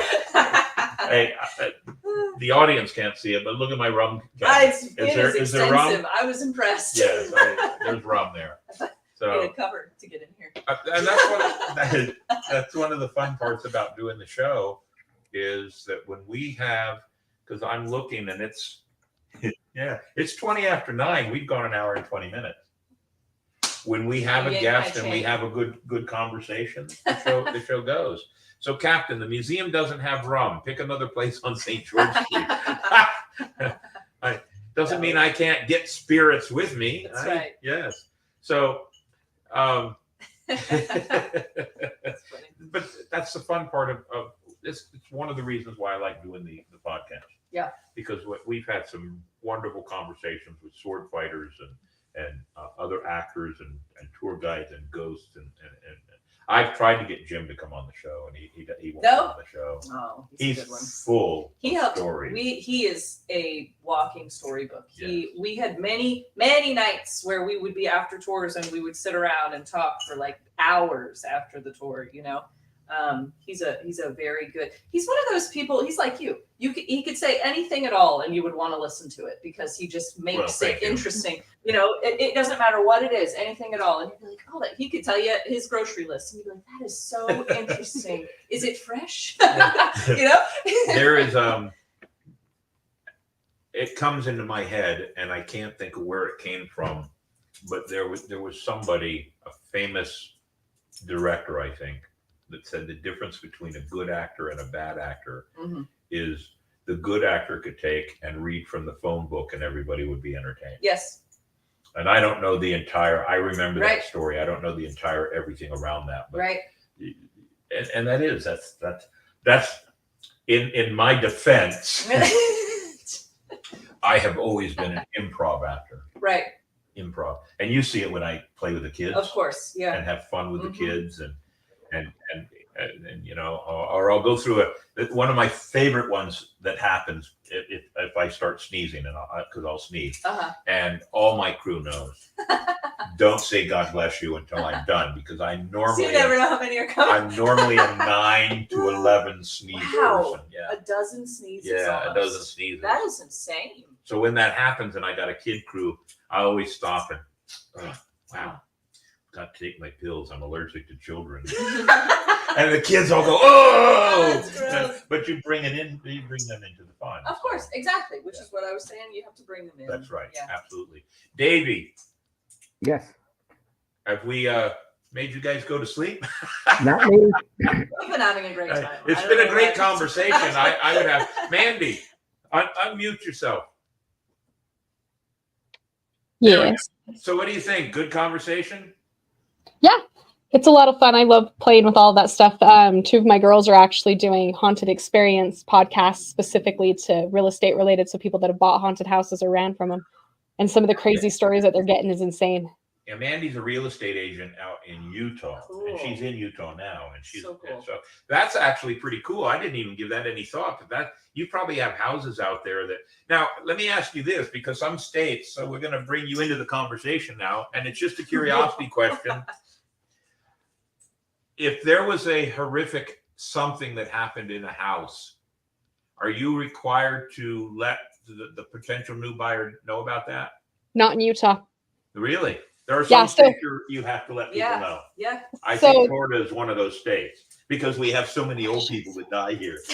but you don't have to in Utah? No, there's a TV series, and I'd have to go find the name of it, that goes around and checks out like murder houses and stuff. Yeah. And it blew up all over the place that a house in Tooele was going to show up on there. And I kid you not, the day after that aired, the current owners of the house were at one of my agent's open house, signed in, and they were like out. Because what had happened is this old lady had been murdered in this house. It was bought by a flipper. The flipper came in, rehabbed it, and then resold it. So the people that bought it had no idea. Wow. Until they had TV crews and everybody like all over the place. And they never said the address. But if you've ever been in Tooele, which is where I'm born and raised, Right. you could tell by looking at the driveway, you could narrow it down to like a blocked area and just start. But it didn't take us but maybe 5 minutes to figure out the address of the house just by looking at things and stuff around it. Because there's only like one section of town that had houses that specific. But we've got like, they moved bodies to build a whole bunch of houses over below the dam. Those have the highest turnover rate when they were first built. Like people wouldn't live in them for longer than like 6 to 7 months before they would relist them. I'm like, yeah, you built them on the first cemetery. What was that movie that the little girl touches the TV screen? Poltergeist. Poltergeist was all based on the story that they had built a house on an Indian burial ground. Oh, yeah. So, you know, the whole concept of ghosts and the spirit world, right. it really is interesting and it's fun. Bloody Sunset, should we bring it up? We could. You do realize that that's my family. Yes, I heard. Well, I know. Well, from when I was young. But go ahead. So Bloody Sunset is about a murder. Yes. And I'm going to be very vague about it because I don't like to get too deep into it. Right. But it involves the police, the chief of police, right, and the family, the Lindsays. Yes. And I am related to the Lindsays by marriage, not by blood. Really? And so those are. Yeah. Yeah. So that's one. Here's the other one and so there are some ghost stories related to Bloody Sunday. There are, yeah. Well, I brought it up because it's a house today. I mean, it's still. It's that house down in down on the Flagler property, right? Yeah, over towards Marine Street down there. Yeah. So there's another one. Since we're going to bring my family into it, back in bring mine, I guess. Yeah, it wouldn't be nearly as interesting. There's another story about a man that was abducting women off of King Street, taking them over to Fish Island and doing away with them. Wow. That was in the 70s or 80s, I believe. And then left the area and it stopped and ended up, he was doing it again in the Carolinas and then got caught. Wow. So that's another family member. Yeah. But my mom always wanted to make sure when I told that story, you tell everybody that that's not a blood relation. He was adopted into the family. But if you're part of St. Augustine's history by family, right, and by blood, I mean, Ann Colby, when she came and did her story on Wicked St. Augustine and talked about the prostitution rings and the gambling and everything else, she turns to a couple of pages and goes, that's my uncle. She turned the page like, that's my uncle. And so she did some further research on it for me. So my family has been a part of St. Augustine's history since the 1700s. That's really cool. So there's going to be some spooky things there. Of course. Yeah. I don't have any ghost experiences from that yet. That you know of. That I know of. But I'm very much more open to the concept and the idea that there is something else there. Right. I think that our loved ones, especially, I truly believe, like your wife with the butterflies, I really think they show us more signs than we are open to seeing. I think we are so quick to discount, oh, that was just this, or oh, that was just that. So I'll throw something else in. And this will show where I'm trying to be like a dog with a bone and hanging on to my religious belief. I sometimes believe that may not be this. We'll take my wife's example with the butterflies. It could be, all right. But I also have this small belief that it may not be. It may actually be God giving you those things to give you that comfort you need. Right. It could be that higher being. It could, absolutely. It could be the ghost of her mom doing it with the butterflies, or it could be God. It could be either way. Right. There's nobody to say that I'm right or wrong. There's not. In either side of it. Yeah. But that's me still hanging on to that religious belief that I was raised with. Yeah. No, I totally believe in a higher power, and I absolutely believe that there is some place that we go after we die. I absolutely believe that. And that honestly just further, I think we can all, not all, but a lot of us can agree, whether, because a lot of times there's such a separation between you believe in ghosts or you believe in religion, and there's no in between. I think we can all, both parties probably can agree that there is somewhere after we die. And here's where my faith that there's something was strengthened last summer. So my dad died in November a year ago. And for Father's Day that year, I was able to get over there and visit him, and I got to talk to him, and it was just me and him in the hospital room. And we chatted, and I said, are you okay with things? And he said, I'm ready to go. Yeah. I said, why? Yeah. He said, because I know what's at the end. I know where Yep. I'm going. I have faith. I have faith in his religious faith. And, Right. and he said, I'm not scared at all. Yeah. My dad was in his 80s, and that gave me it added one more brick in the wall that my dad was a very strong man. Yeah. And how nice that, what a comfort, And he just literally said, I'm okay. Yeah. I know where I'm going. I'm good. I'm comfortable. Yeah. I'm not afraid. Yeah. And see, I think that's such a beautiful thing that people, whether you agree with it or not, I think it's a beautiful thing that people believe those things and have such, strong faith. I think it's a beautiful thing. His faith was hugely strong. Yeah. And embarrasses me that my faith may not have been as strong as it is now after having talked to my father on that. So, well, I think maybe you got to change your perspective too. It may not be strong in the same sense of what he believed, right? But it could be stronger in other senses. And I'll throw this in. I mean, we're really getting mystical and really strange on Halloween. But I've had one episode, all right, with my health, maybe two. We won't admit to it, but I'm getting older, and I have come to the conclusion that at my age, I could go, but I'm not frickin' ready to go. Can I have the rum if you? You can have the rum, but I'm not ready to go. I still have some things that I want to do, accomplish, and set up and do, and I'm not ready to go. And that's the part that scares me. Yeah. That I may not accomplish everything I want to accomplish. So now that's been where some of my have we gotten philosophical in this? We sure have. Man, this is Mandy. You're going to have to really take some clips on this one. I'll tell you. I'm not ready to go. I am. But should it happen, then I guess I won't accomplish what I want to do. You better come back and haunt the Pirate Museum. But I'm going to come back and haunt all of St. Augustine. I'm just saying. Haunt, and if I do a ghost tour and you don't show up, I'll show up. I'll show up. You'll have to show up. We'll know it's you because we'll hear your laugh. Davey. Yes. I know that we've been rambling on, but I feel it's been a good show. As I hiccup through another rum. But it's been a good show. Look, who's that? Mandy. Is that Mandy? Let me see that again. Mandy with the chocolate. Giant chocolate. Give me just a sec. We have It's talked IPA and had a chocolates that were good printed for time, him. and this has been a great show. And there's probably a Yes, that's what she printed for him. ton of compliments there. Does he want the Agent Perfect reprinted? Yeah. Okay, 2 secs. Oh, Mandy, mute yourself. Oh, sorry.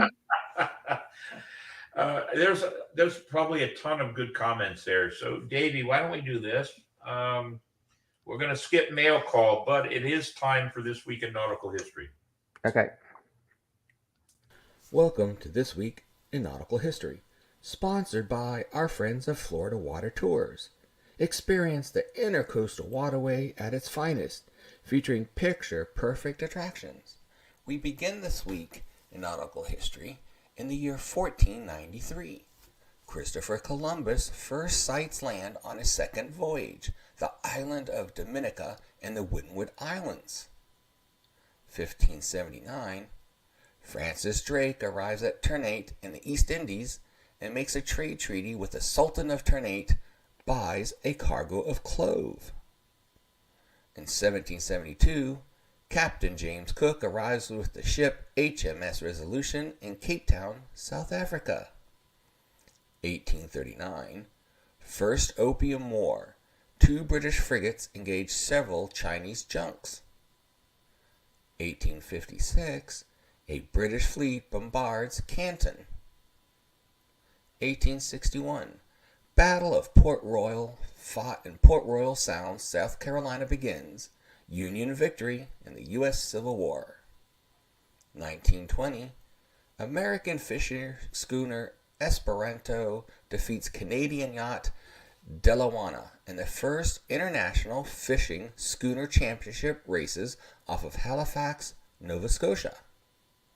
1939, German U-boat fails on attack an English battleship Nelson with Winston Churchill, Dudley Pound, and Charles Forbes aboard.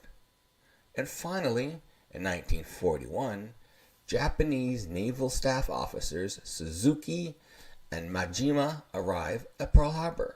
And that was This Week in Nautical History. This is the coconut. Did you try the coconut? I haven't. You want one? Sure. Oh, you caught me getting ready to pour rum. Doggone it. Well, wait. A ghostly glass is going to slip into the pitcher here. Right. And we're going to pour a little bit here for somebody that's just outside. Oh, there we go. Trick or treat. Very good, Davey. Very good. It was a treat. Pineapple treat, as you heard. Oh, good job, Davey, as always. You know what? We're not going to do any mail tonight. And I'm looking down what we've got here. Why don't you go ahead and just do This Week in History, and then we'll go ahead and look at the conversation. Okay. Welcome to This Week in History, sponsored by our good friends at Dick's Wings Bar and Grill. Wings, salad, wraps, quesadillas, and more. No matter what your taste buds crave, they've got you covered. We begin This Week in History in the year 1470. Wars of the Roses. Henry VI of England returns to the English throne after the Earl of Warwick defeats Yorkists in battle. 1605. Gunpowder Plot. Catholic conspirator Guy Fawkes attempts to blow up King James I and the British Parliament. Plot discovered. Guy Fawkes caught, tortured, and later executed along with 7 others. Celebrated ever since as Guy Fawkes Day, where his effigy is traditionally burned on a bonfire accompanied by fireworks. Then in 1773, John Hancock is elected as moderator at a Boston town meeting that resolves that anyone who supports the Tea Act is an enemy to America. 1841. First wagon train arrives in California after 5.5 months and a 1,730-mile journey over the Sierra Nevada from Missouri. 1867. Women's fashion magazine Harper's Bazaar is first published. 1873. P.T. Barnum's Circus Greatest Show on Earth debuts, New York City. 1918. Spanish flu kills 21,000 people in the U.S. in a single week. And in 1938, a radio broadcast of H.G. Wells' The War of the Worlds, narrated by Orson Welles, allegedly causes a mass panic.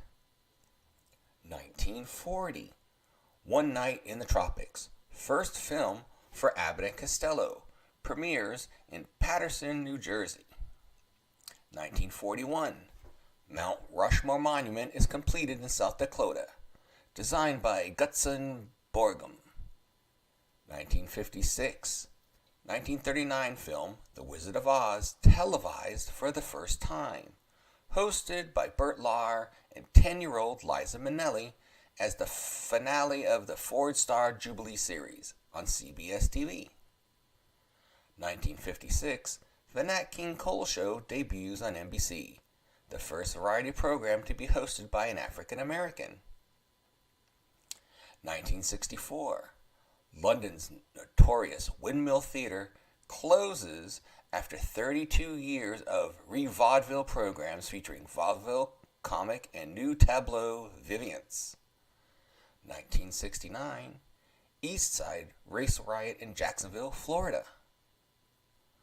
1973, the Bosphorus Bridge at Istanbul, Turkey is completed, connecting the continents of Europe and Asia over the Bosphorus for the first time. And in 1974, the Rumble in the Jungle, Muhammad Ali KOs George Foreman in the 8th round in Kishashi Zaire, regains world heavyweight boxing title with famous rope-a-dope tactic. And finally, in 2012, Walt Disney purchases Lucasfilm Limited and its rights for the Star Wars and Indiana Jones franchises for $4.5 billion. And that was this week in history. Very good, Davey. Very good. We were just talking about all the comments that are up there, and we want to backtrack through the comments. We had decided a couple of weeks ago we would not do this, but there were some good comments, so I'm going to do it anyway. And so we're going to do it anyway. Wait a minute. Davey. Yes. What's the name of this show? Captain's Quarters Podcast. Who's the captain?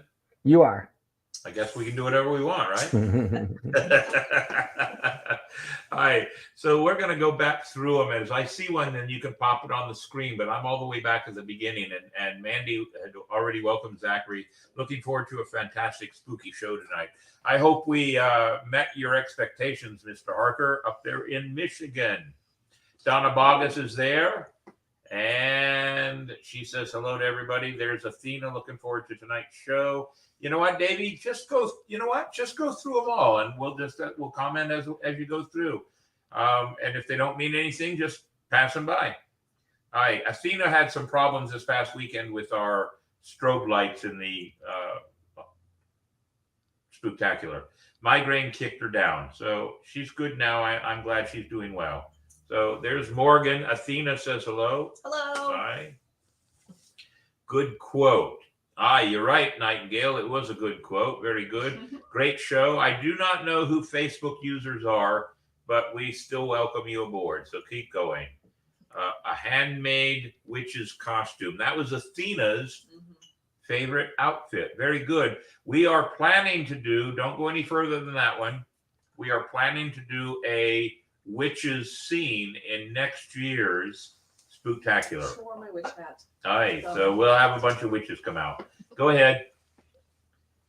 Of course, Nightingale is her favorite is vampire. She comes to the Spooktacular as a vampire too. Very good.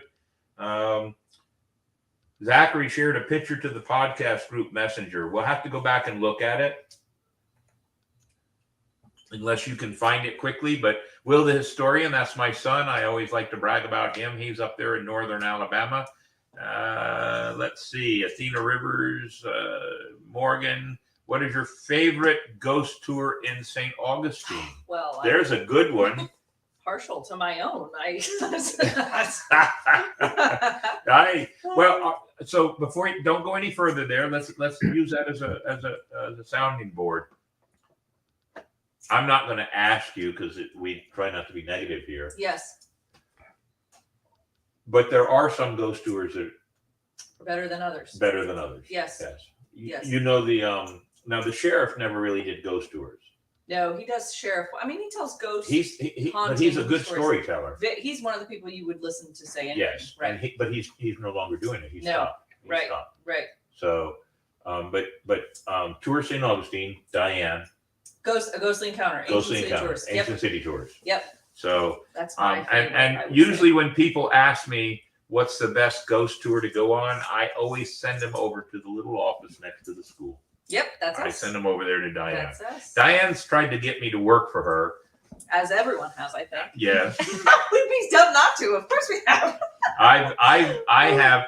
I'm not trying to brag, but I've been asked by almost every tour company in St. Augustine. Of course you have. That's what, we would be dumb not to. That's what I'm saying. And I've turned almost everybody down. Shoot our shot. And I'm going to be really public about it. The reason I've turned everybody down, for the most part, is because I have a very strong loyalty to Pat Croce and the Croce family, the Pirate Museum, and I have carte blanche to do those tours. Right. But I also have the leeway to go off and do other things. Right. So it just works out better, and I just don't want to create any competition. No. Go ahead, Davey. Start another one up. I got offered a chance to work for her company too, Captain. You did. That's true. So, you did. I truly didn't want to do the my children once. Yep.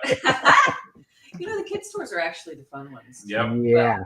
Let Bill tell you about some of the special shows we've done for some of those. Yeah, we've had good times. Davey Longwood is really a good too. He really is. Mm. Yeah. $4,000. That's in reference to what we did with our spooktacular this last weekend.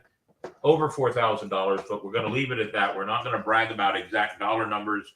We will be telling you all the different charities we're giving money to this coming up over the next week and a half. Captain Smooth says, amazing photo. I bet it's about any one of the spooktacular. So that's very good. Go ahead on down. What else do we have? There's Athena saying ahoy. Very good. She's a good crew member. Smooth, goodness, can't type. Yeah, well, yeah, you gotta. Smooth's trying to type both in French and English. Hi, Davey. Before we go any further, we haven't done this as a brag for a while, but we are part of the International Pirate Community, the IPC, right? Yes. So, can you tell everybody real quick what that is? Yeah, I think I still have it somewhere. And it was created by Captain Smooth. Captain Smooth created it, and it is pirate crews all over the world. There are radio shows and podcasts all over the world that we are now part of. Cool. And so we get a little advertising in all of them. Captain Smooth, if you're still watching, there is an event in England in 2024.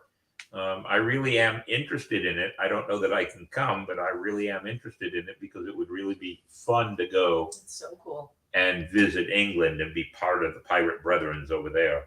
So also let us know. Also on his website, when you click on St. Augustine, the swashbucklers come up, but it's also Captain Mayhem's picture. Yes, he has a Google map that he's worked out with Google, and he has pirates, little pinpoints all over the world where pirates are. If you click on St. Augustine, the St. Augustine swashbucklers come up. If you click on the Pirate Museum, my image comes up. Cool. Yeah. So worldwide, very cool. We are fortunate to have Captain Smooth as one of our followers, supporters, and dare I say, joint efforts to create more pirate enthusiasm throughout the world. So let's see. A Facebook user put something on there, but I don't. That's a link of some kind. What is that? Can you tell, Davey? No, it's yeah. It could be anything. I hate to always. I can't click on it. It's not going to do anything. But I'll have to go back and look at it. So I see Robin Round Table is on, which means that D should be there. And my son did correct me about Rambo. That's okay. And then he did confirm that we used to sit and watch Airwolf with Jan Michael Vincent. Loved that show. Robin's favorite costume was my Robin the Boy Wonder costume I made several years ago. Yep, she was Robin the Boy Wonder. Will the Historian, I was telling Lauren about Airwolf. I know she thought I was telling a crazy story, and I am still waiting on my live-action Thundercat movie. Yes, we'll see what happens. Nightingale in Florida says, my first experience as a tour guide this weekend. Oh, she asked the question and we filled it in. And somebody, Facebook user, put another one of those links up there. I don't know what it is. I apologize. I have no idea. Athena, what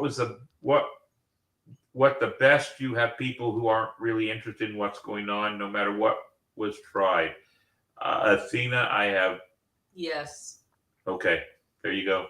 Yes. And there's that Facebook user putting something else in. Are those pictures maybe that somebody's trying to pop up on us? If you look right under the last one,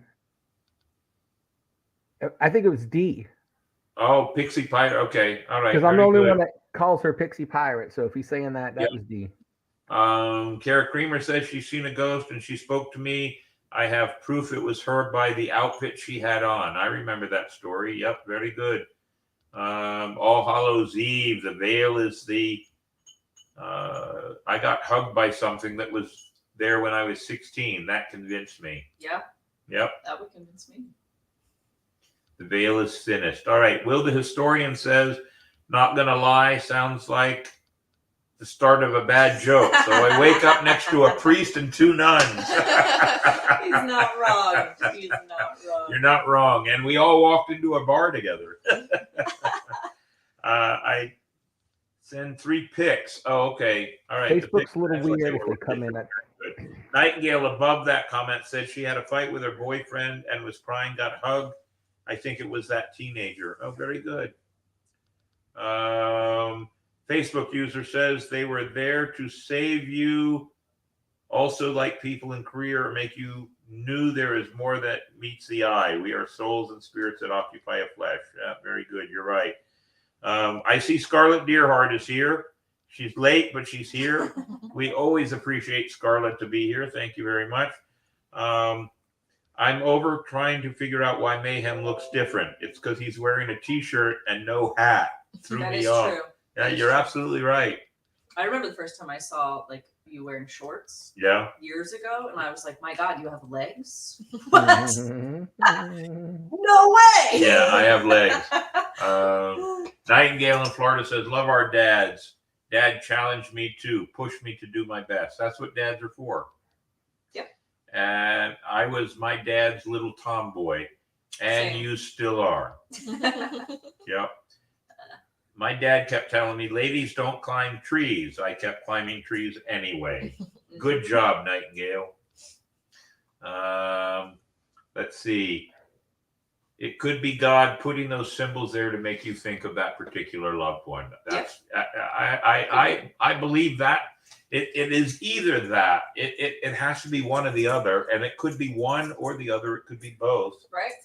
But the way I look at it, if you have a belief in God and a higher being, maybe he does have some control over doing things to make you feel good. Everybody says we have to pray.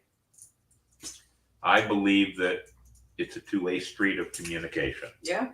Captain Smoo has popped up the IPC map.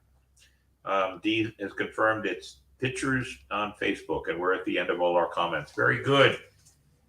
Last minute check. We've done that, and let's look at future guests. So next week, let's see, where are we at? Next week, I hopefully will have the tasting tours of St. Augustine.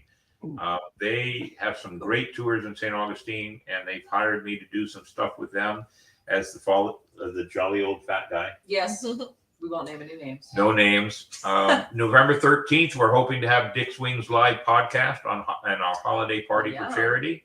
You should come out for that. Are we going to eat really spicy wings? You can. I'll challenge you if you want. I'll have heartburn forever. Okay, good. But I'll be here for some. Right. Diane Hammond, a movie prop designer, on November 20th. We're hoping to have her. She is the designer of the Stay Puft. Is it the Stay Puft Monster, Davey? Yep, Marshmallow Monster. Yep. Marshmallow Monster for Ghostbusters. Cool. She's the designer for that. We get some really good. We get some really good people on board. November 27th, St. Nicholas himself may be here. I wouldn't count on it. We'll see what happens. December 4th, we're going to try to do a Pearl Harbor special. December 11th or 18th, I think the 11th, Sheriff Hardwick will be here. Cool. December 18th, we have nothing. December 25th, a Christmas special. We haven't decided what it's going to be. Well, it'll be special. It's special though. It's gonna be special. And I maybe I'll just sit here and read stories. I don't know. The night before. Well, it can't be the 20th, but you know it. Yeah, it'll be the night of Christmas. And January 1st. How about that for a Monday and a starting off the new year, New Year's Day? We're going to talk about resolutions and the history of why people make resolutions and why they are just a waste of time.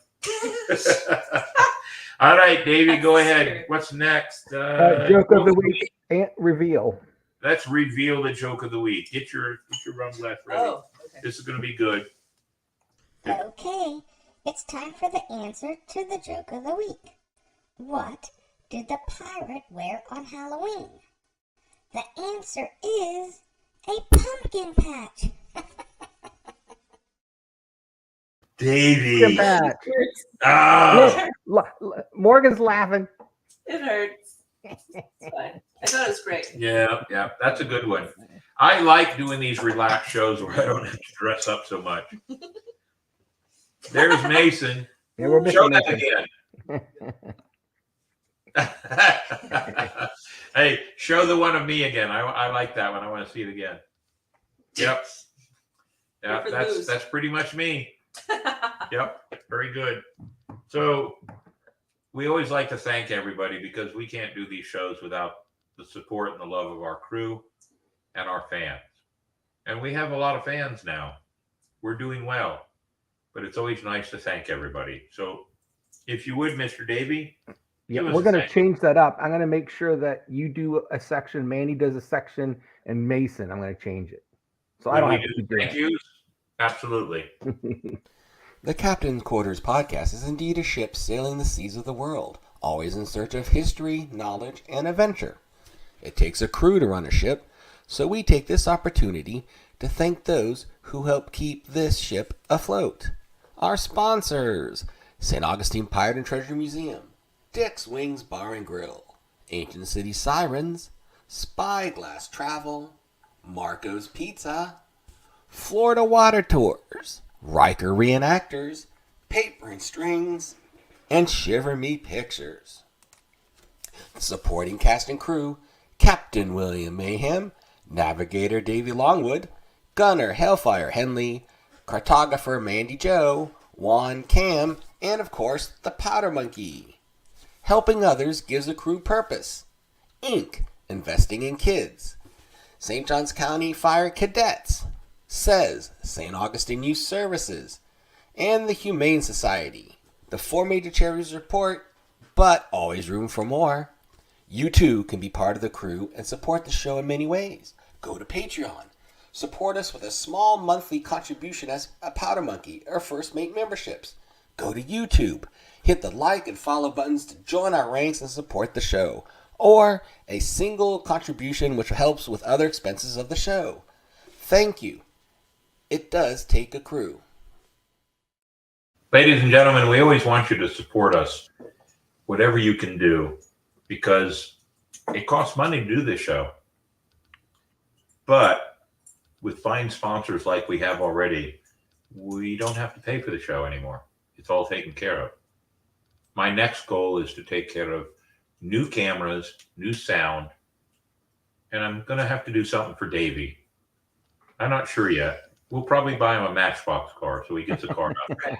A gift card of sorts. A gift card, maybe. That'll do That's too. right. Right. Before we do our thank yous and everything, okay, well, you popped it up. Never mind. There's our platforms, ladies and gentlemen. Use those QR codes. You can go to YouTube and watch us after we download it. Every day, you can watch every one of our 106 episodes. Go to Spotify. Go to Instagram. If you just want to listen to us, Stitcher, iHeart, Castbox, Apple Podcast, and Amazon Music. I have tons of people that come on my tour in the museum, and when I give them a card, they go and look for it. And when they're driving home, they listen to us. We get a lot of fans that way. They may not subscribe, but everybody that clicks on one of our episodes, we get another point in our favor, which brings us to that right there. We have 1,437 subscribers. We have 624 views. Our watch time hours every week is 358.5. And there's some of our top videos. Valentine's Day, special guest with John Wilson in the aerial photography, Captain's Quarters podcast. We have a good time, and the numbers keep going up. The higher the numbers go, eventually YouTube's going to give us a paycheck. That means that I can actually pay Davey $10 a week to be a part of this show. But $10 a week is more than the basketball players are paying for Chinese children to make their tennis shoes. Okay, enough of that. On top of that, we've shown our numbers. We've done everything else. There's our email at the bottom, Captain's Quarters Podcast. But we always have to do one more thing. When we have a guest, we always like to show and give a gift.